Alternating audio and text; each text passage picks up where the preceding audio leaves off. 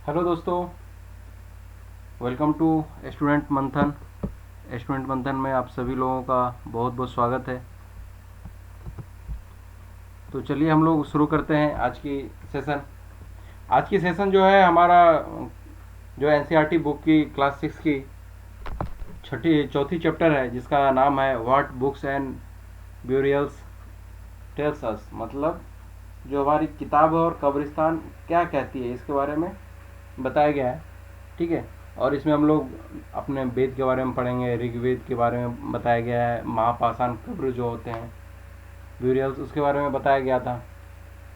ठीक है, इन सब चीज़ों के बारे में डिस्कस करेंगे, जो कि हमारे एग्ज़ाम पॉइंट ऑफ व्यू से बहुत ही इम्पोर्टेंट है। ये सभी चीज़ें जो है किसी भी एग्ज़ाम के लिए बहुत ही इम्पोर्टेंट है, जो कि आने वाले एग्ज़ाम हो गया, एसएससी हो गया, रेलवे हो गया, कोई भी बैंकिंग हो गया, या कोई भी स्टेट पीएससी हो गए, यहाँ तक कि यूपीएससी के लिए भी बहुत ही इम्पोर्टेंट रहेंगे। क्योंकि जितनी भी क्वेश्चंस है सब आपको इन सब टॉपिक से ही देखने के लिए मिलेगी। अगर अभी से आपका बेस स्ट्रांग रहेगा तो आपको ये सब क्वेश्चन के आंसर देने में कभी भी परेशानी नहीं होगी और आपका कॉन्फिडेंस लेवल बढ़ा रहेगा। और ये सेशन 6 क्लास की बच्चों के लिए भी इम्पोर्टेंट है, वो भी इसको देख सकते हैं, उनको भी बहुत फ़ायदा मिलेगा। तो चलिए हम लोग स्टार्ट करते हैं आज का सेशन।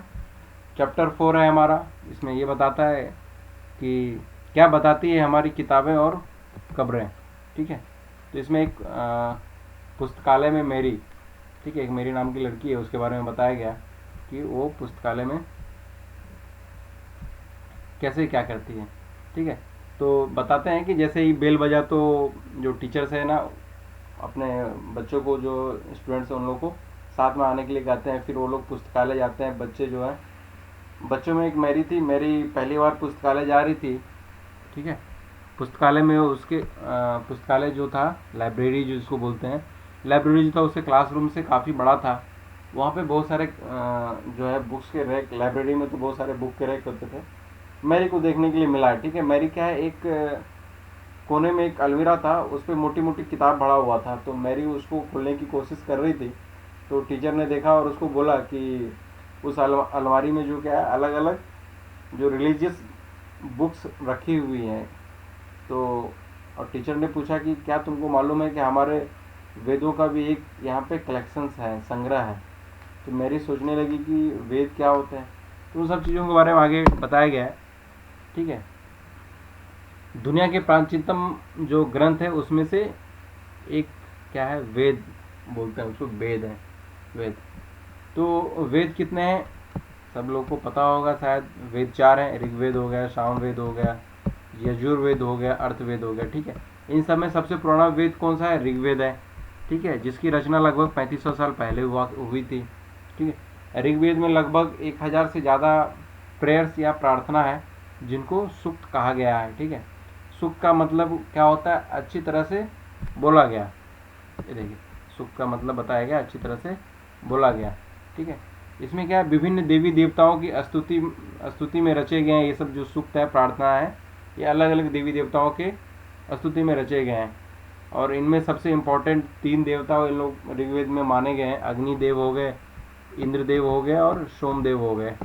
तो अग्निदेव तो पता है, आग के देवता हो गए। इंद्रदेव युद्ध का देवता हो गया। और सोम क्या, एक तरह का ट्री है, एक तरह का पौधा है, जिससे कि इन लोग उस समय ड्रिंक्स बनाया करते थे, इसको सोमरस बोलते थे। ठीक है।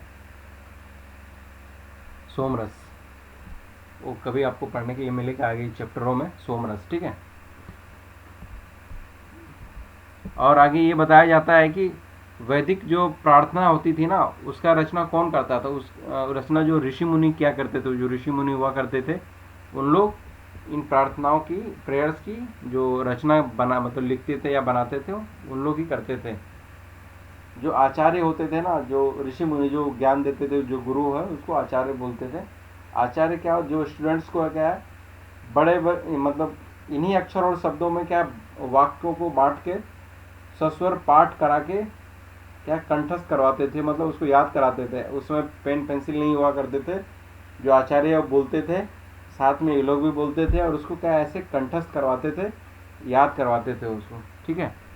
जो मैक्सिमम जो प्रेयर्स है, सूक्त थे, उसके रचिता जो है, सीखने और सिखाने वाले पुरुष होते थे, गुरु होते थे। ठीक है। कुछ प्रार्थनाओं की जो प्रेयर्स है या सूक्त है उसकी रचना महिलाओं ने भी की है। ऋग्वेद की भाषा क्या है? प्राक संस्कृत या वैदिक संस्कृत कहलाती है। ऋग्वेद की जो भाषा है वो वैदिक संस्कृत कहलाती है। तो हम लोग जो स्कूल में पढ़ते हैं वह भाषा जो संस्कृत पढ़ते हैं वो थोड़ा सा इससे अलग है, वैदिक जो संस्कृत है उससे थोड़ा अलग है। तो देखिए, और यहाँ पे कुछ लैंग्वेजेस के बारे में बताया गया है कि संस्कृत और अन्य भाषाएं। तो संस्कृत भाषा भारोपीय मतलब भारत और यूरोपीय भाषा परिवार का एक हिस्सा था या हिस्सा है, उसको बोल सकते हैं। तो भारत में कई भाषाएं जो है, असमिया हो गया, गुजराती हो गया, हिंदी कश्मीरी हो गया, सिंधी हो गया, एशियाई भाषा जैसे फारसी, और यूरोप की बहुत सारे भाषाएं, यूरोप की भी बहुत सारी भाषाएं जैसे कि अंग्रेजी भाषा हो गया, फ्रांसीसी, जर्मन, यूनानी, इतालवी, स्पेनिश आदि बहुत सारा इस परिवार के मतलब भाषा से जुड़ी हुई है। ठीक है, इसमें से एक भाषा परिवार, इन्हें एक भाषा परिवार इसलिए कहा जाता है क्योंकि स्टार्टिंग में इन सब भाषाओं के जो शब्द थे एक जैसे शब्द थे।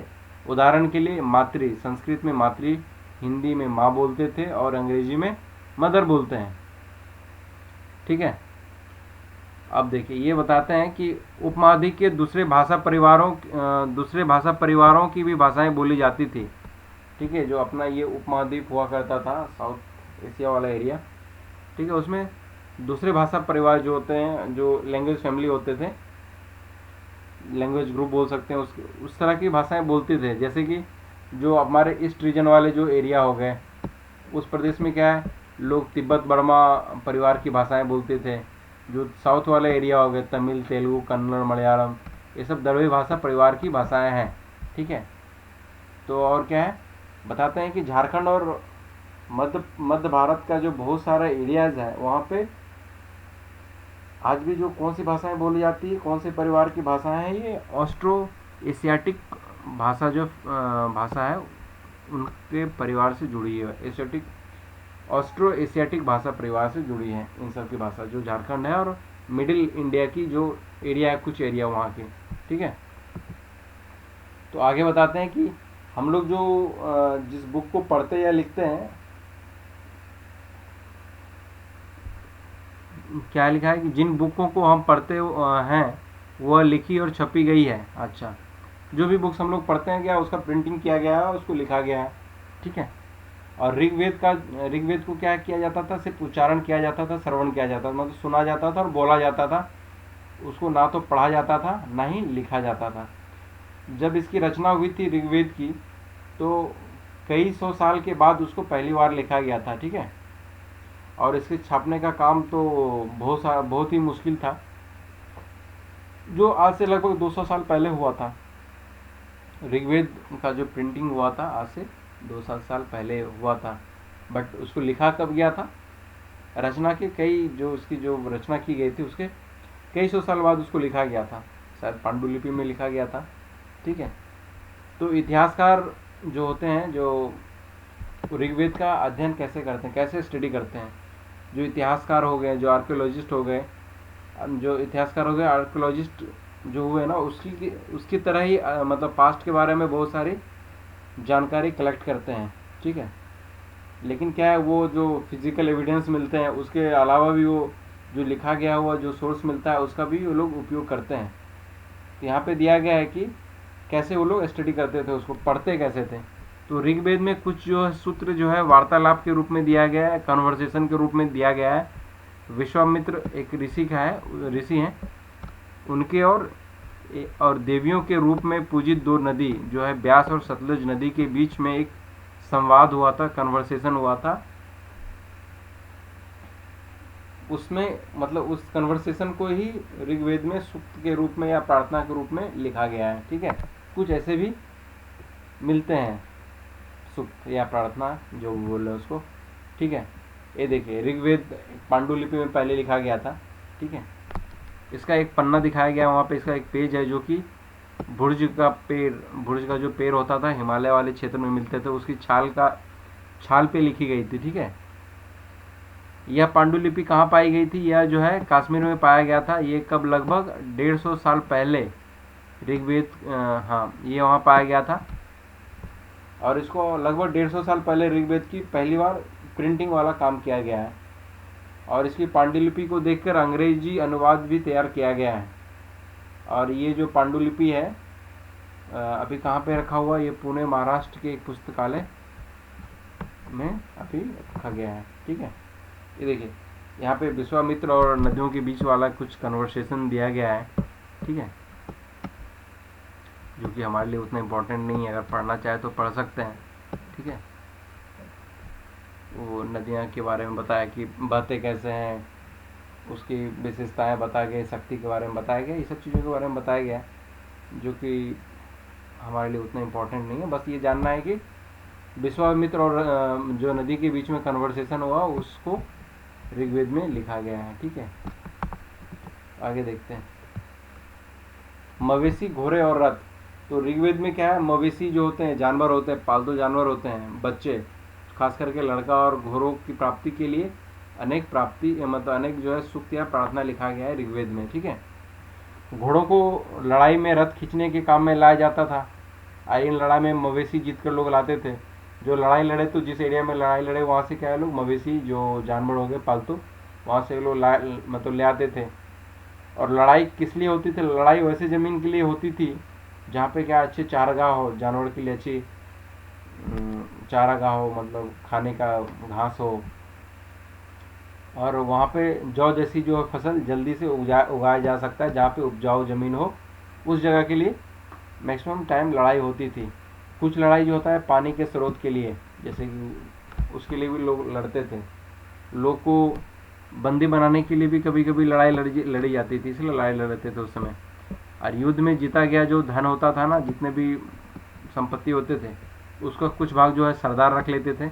ठीक है, सरदार मतलब जो उसका मेन होता था, राजा टाइप का, या जो लड़ने वाला जो होता था मेन, तो उन लोग कुछ इसका पार्ट्स रख लेते थे। कुछ हिस्सा जो है पुरोहित को देते थे या पंडित को देते थे, और जो बचा हुआ धन जो है वो लोग आम पब्लिक में, नॉर्मल जो जनरल पब्लिक होते हैं उन सब में बांट देते थे। ठीक है, और कुछ जो धन है यज्ञ करने के लिए भी ये लोग यूज़ करते थे। तो जो जितने भी संपत्ति जीते थे उसमें कुछ लोग ये लोग यज्ञ करने के लिए भी यूज़ करते थे। यज्ञ की आहुति दी जाती थी आग के यज्ञ में। ठीक है, ये आहुति जो है देवी देवताओं को दी जाती थी। घी, अनाज और कभी कभी जानवर की भी आहुति दिया जाता था उस समय। मैक्सिमम क्या होता था, इस युद्ध जो होता था, युद्ध में मैक्सिमम टाइम क्या होता था, पुरुष ही भाग लेते थे। ठीक है, पुरुष होते थे जो कि इसमें पार्टिसिपेट करते थे, और इसका कोई भी अस्थायी सेना नहीं हुआ करता था। लेकिन लोग सभा जो होता था उसमें लोग मिलजुल लेते थे, और युद्ध हो गया या शांति का जो विषय होता था उस पर लोग डिस्कशन करते थे। वहाँ ये लोग अपना सरदार भी चुनता था, अपना जो मेन आदमी हो गया, मुखिया हो गया, वो चुनते थे। जो उसमें बहादुर या कुशल योद्धा होता था वैसे लोगों को ये लोग सरदार चुनते थे। लोगों की विशेषता बताने वाला शब्द क्या क्या होते थे उसमें यूज करते थे। लोगों का वर्गीकरण जो होता था काम, भाषा और परिवार या समुदाय, निवास स्थान या सांस्कृतिक परंपरा के बेस पे किया जाता था। ऋग्वेद में लोगों की विशेषता बताने वाला जो कुछ शब्द है यहाँ दिया गया है। इसमें ऐसे दो समूह है जिसका वर्गीकरण जो है काम के आधार पर किया गया है। पुरोहित एक हो गया, एक वर्ड हो गया, जो कभी कभी ब्राह्मण जिसको बोलते हैं, ये क्या है, तरह तरह के यज्ञ और अनुष्ठान कराते थे। और दूसरे लोग थे राजा। दो समूह को वर्ग किया गया था, एक राजा हो गया, एक पुरोहित हो गया।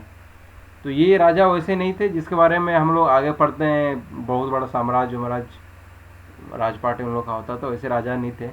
इन लोग की कोई भी बड़ा राजधानी नहीं हुआ करता था, कोई महल में ये लोग नहीं रहते थे, इसके पास कोई सेना नहीं थी, ना ही ये लोग टैक्स वसूलते थे। तो और ना ही प्राय राजा के बाद जो ऐसा तो नहीं होता था उस समय कि राजा मरने के बाद उसका बेटा ही राजा बनेगा, ऐसा नहीं होता था उस समय।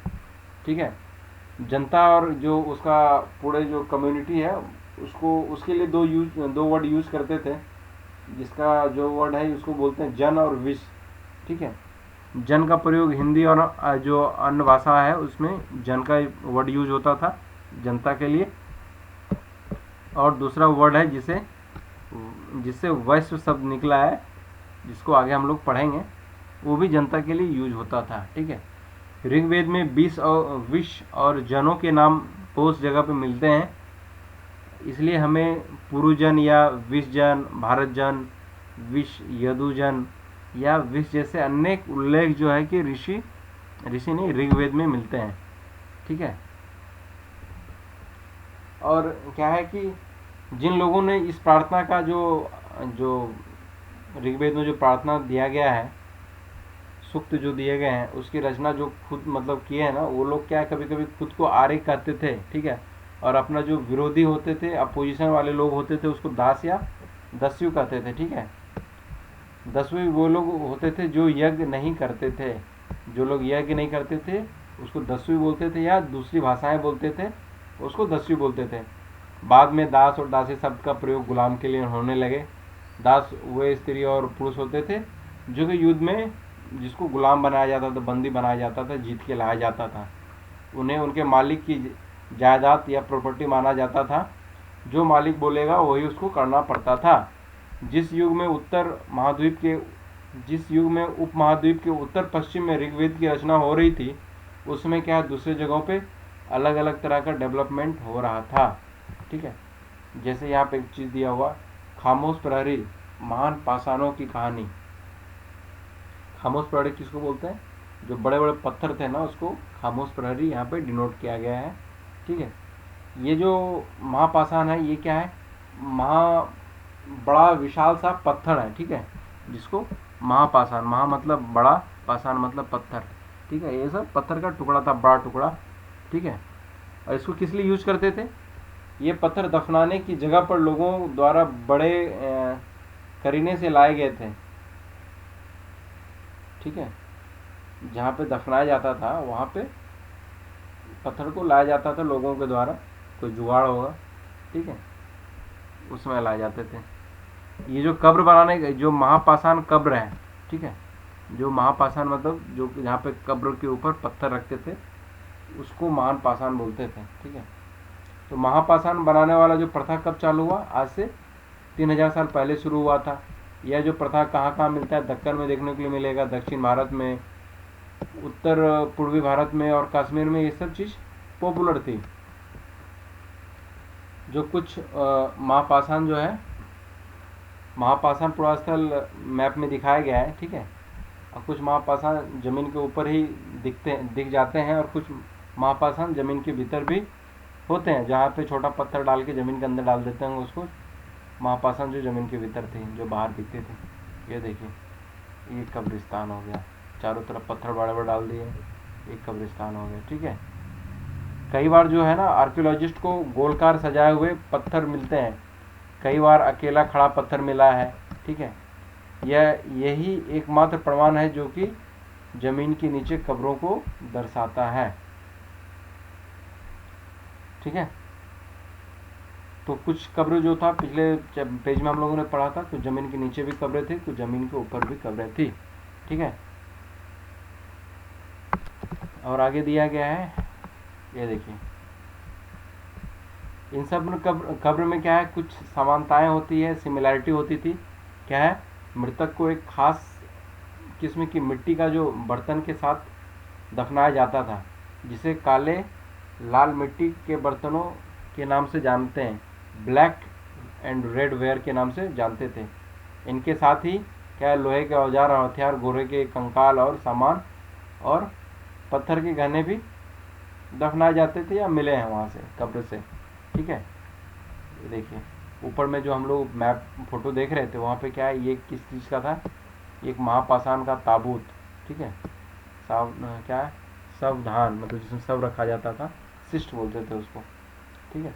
सिस्ट में एक पोर्ट होल है, बड़ा सुराग है, जो शायद पत्थरों से बने हुए कमरे में जाने का रास्ता था। ठीक है। ये देखिए, यहाँ पे शायद सुराग है, ये पोर्ट होल इसको बोलते हैं। ठीक है। इसे, हाँ, ये वाला यहाँ कब्र में जाने का इधर से अंदर अंदर रास्ता था। ठीक है। ये देखिए, और यहाँ पे क्या दिखाया गया, महापाषाण में के कब्र से मिले हुए लोहे के कुछ सामान मिले हैं। ठीक है। जैसे ये देखिए, घोड़े के लिए सामान बाईं ओर, नीचे बाईं ओर ये वाला, बाईं ओर ये घोड़े के लिए सामान है, ये सब मिला। ठीक है। नीचे और बाईं ओर क्या है, ये कुल्हाड़ी मिला है और ये कटार मिला है कब्र से। ठीक है। लोगों की सामाजिक असमानताएं के बारे में पता करना, ठीक है। सामाजिक उसमें सोशल क्या भिन्न विभिन्नताएं थी, डिफरेंस क्या थी, उसके बारे में। जो जो आर्कियोलॉजिस्ट थे वो क्या मानते हैं कि कंकाल के साथ जो पाई गई चीज़ें जो है मरे हुए व्यक्ति के ही होते होंगे, ठीक है। कभी कभी एक कब्र की तुलना में जो है कंपैरिजन में दूसरा जो कब्र होता है वो उसमें ज़्यादा चीज़ मिलती थी। देखिए एक मैप दिया गया है इसमें, देखिए ब्रह्मगिरी के बारे में बताया गया है, ठीक है। ब्रह्मगिरी, तो यहाँ पे क्या मिला है, ब्रह्मगिरी में यहाँ एक व्यक्ति की कब्र मिली है जिसमें 13 सोने के मनके और शंख पाए गए हैं, और दूसरे कंकालों के पास सिर्फ मिट्टी के बर्तन ही मिले हैं। तो उस समय भी ये सब सोशल डिफरेंसेस होंगे कि गरीब आदमी के पास तो ज़्यादा नहीं होते होंगे तो ये मिट्टी के बर्तन ही मिलते होंगे, जो अमीर होंगे उसके पास सोने और मनके शंख दफनाए जाते होंगे, ठीक है। तो इसमें कुछ लोग हो सकता है गरीब होगा, कुछ अमीर होगा, कुछ सरदार होंगे और कुछ के उससे अनुयायी होंगे जो उसके फॉलोअर्स होंगे। और क्या है कि क्या कुछ कब्रगाहें खास परिवारों के लिए थी, ऑब्वियसली थी उस समय। जो लोग वीआईपी आदमी होंगे, राजा होंगे, अमीर होंगे, ठीक है, जो सरदार होंगे उसके लिए खास कब्रगाह होंगे, ठीक है। यहाँ पे बताया गया है कि कभी कभी जो महापाषाण है ना उसमें एक से अधिक कंकाल मिलता है, तो यह दर्शाता है कि शायद वहाँ एक ही परिवार के लोग को एक ही जगह पे अलग अलग टाइम पे दफनाता होंगे, इसलिए एक जगह पे बहुत सारे कंकाल मिले। मरने के बाद लोग क्या है, पोर्ट होल जो दिखाया था मैं आपको, गोल सा रास्ता था, तो मरने वाले लोग को पोर्ट होल के द्वारा क्या है कब्रों में ले जाया जाता था, ऊपर से लेके नहीं जाते थे फेंकने के लिए, कब पोर्ट होल से ले जाते थे। ऐसे स्थान पर गोलाकार लगाए गए पत्थर या चट्टान चिन्हों का काम करते थे। हाँ वो तो गोल सा दिखाया था मैं आपको, इस पोर्ट होल से दोबारा ये लोग आते थे, ठीक है।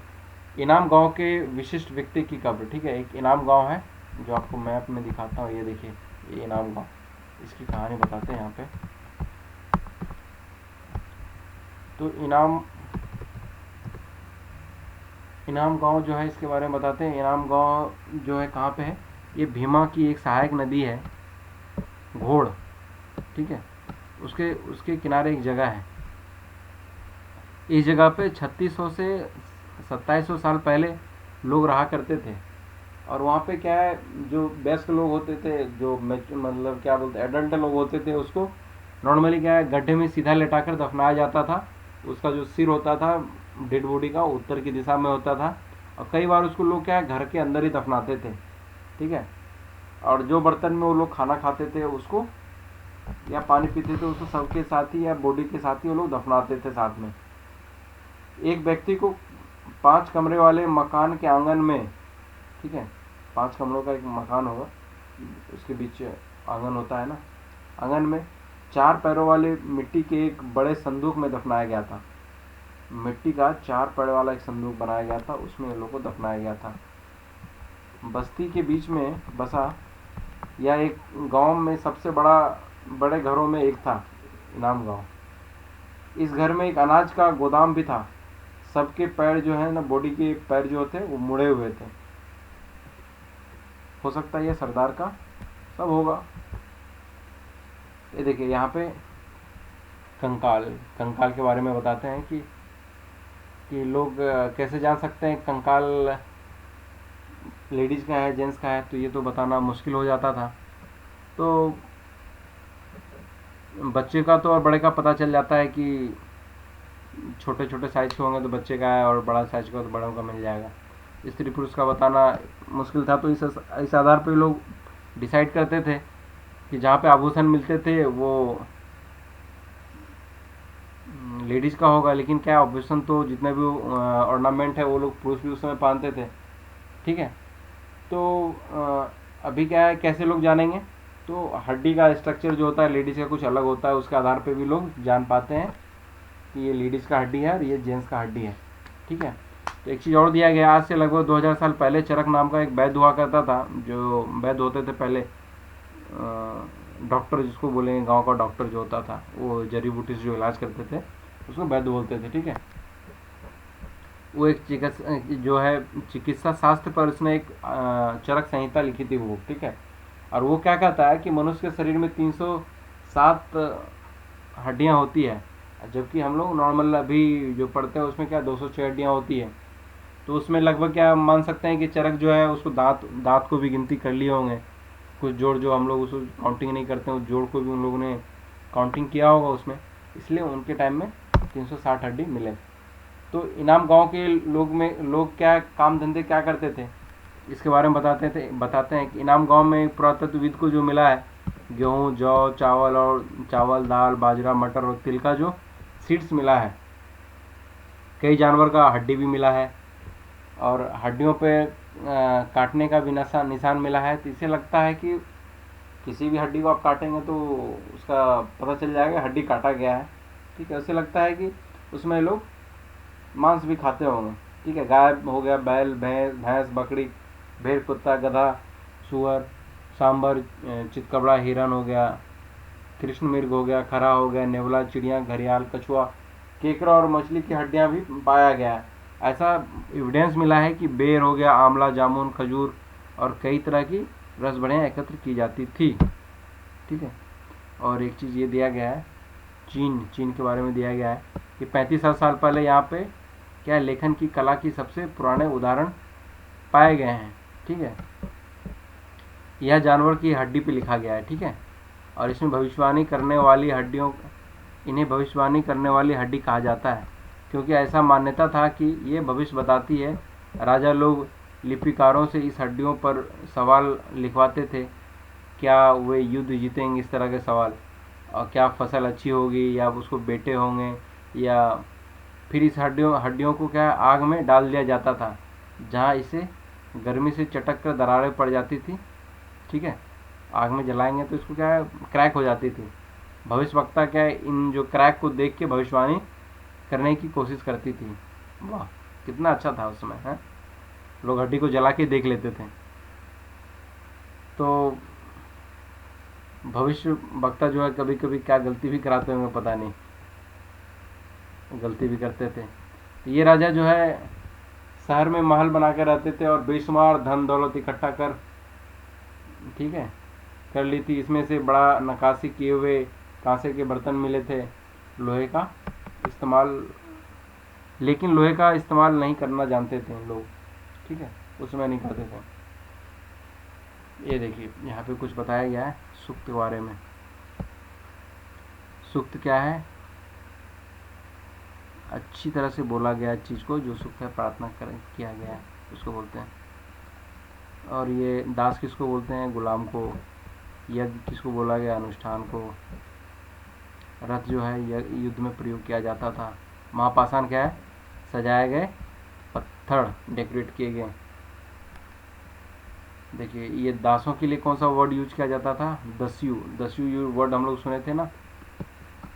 डैश महापाषाण में पाए गए थे, बड़े बड़े पत्थर पाए गए थे और महापाषाण में जो बहुत सारे सामग्री पाए गए थे उसके यूज वाले, जो आदमी मरते थे। जमीन पर गोले में लगाए गए पत्थर या चट्टान किसका काम करते थे, महापाषाण का काम करते थे वो सब। ठीक है, पोर्ट होल किसके लिए इस्तेमाल होता था, वो लास्ट पे एक कब्र में दूसरे सेम कब्र में और भी दोबारा लाश दफनाने के लिए यूज होता था पोर्ट होल। ठीक है, पोर्ट होल बंद करने के काम में भी चट्टान आता था। ठीक है, इमाम के लोग क्या खाते थे, वो तो बताया ना, जौ बाजरा गेहूँ मटर दाल सब खाते थे और मांस भी खाते थे। ये सब कुछ टाइम पीरियड्स दिए गए। ठीक है, वेदों की रचना का आरंभ कब हुआ था, 3500 साल पहले हुआ था। महापाषाणों का निर्माण का काम कब हुआ था, 300 साल पहले चालू हो गया था। इनाम नगर में कृषक जो है जो किसान है उसका निवास 3600 से 2700 साल पहले हुआ था। चरक जो बुक लिखा था कब लिखे थे, लगभग 2000 साल पहले लिखे थे। होप सो कि आप लोग को ये सेशन अच्छा लगा होगा। कुछ इंपॉर्टेंट नोट्स मैं आपको यहाँ पे दिया हूँ जो कि आप रेफ़र कर सकते हैं, तो आपके लिए अच्छा रहेगा ये। कभी कभी रिवीजन आप पूरा वीडियो नहीं देख पाते हैं, जिसको रिवीजन कर लेंगे तो आपका काम हो जाएगा। होप सो कि आपको ये सेशन बहुत अच्छा लगा होगा। तो मिलते हैं अगले सेशन में, तब तक के लिए बाय बाय। लाइक करें, सब्सक्राइब करें और शेयर ज़रूर करें। तब तक के लिए बाय बाय, थैंक यू।